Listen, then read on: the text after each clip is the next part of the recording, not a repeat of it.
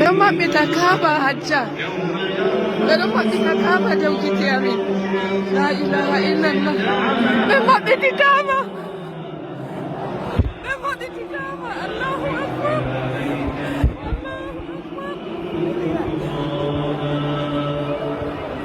Lama mitakaba. La ilaha illallah. Lama mitakaba.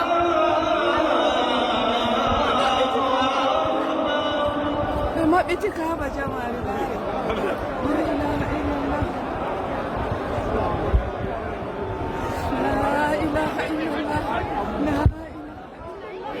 اللهم افتح لي ابواب رحمتك ومغفرتك وادخلني فيها بسم الله.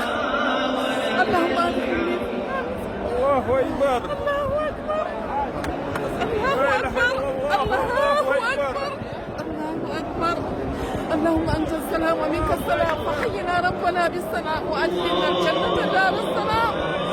تبارك يا ذا الجلال والاكرام. اللهم افتح لي ابواب رحمتك ومغفرتك وادخلني فيها. بسم الله والحمد لله ولا اله الا الله. له الملك وله الحمد وله كل شيء قدير.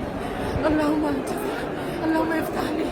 اللهم افتح لي ابواب رحمتك ومغفرتك. اللهم انك عفو تحب العفو فاعف عنا. اللهم انك عفو تحب العفو فاعف عنا. اللهم انك عفو تحب العفو فاعف عنا. اللهم افتح لي ابواب رحمتك ومغفرتك وادخلني فيها بسم الله. لا اله الا الله. لا اله الا الله. لا اله الا الله. لا اله الا الله. الله هو اللي يملك الكعبه. الله هو اللي يملك الكعبه.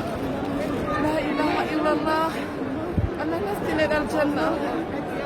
الله اللهم افتح لي ابواب رحمتك. لا اله الا الله.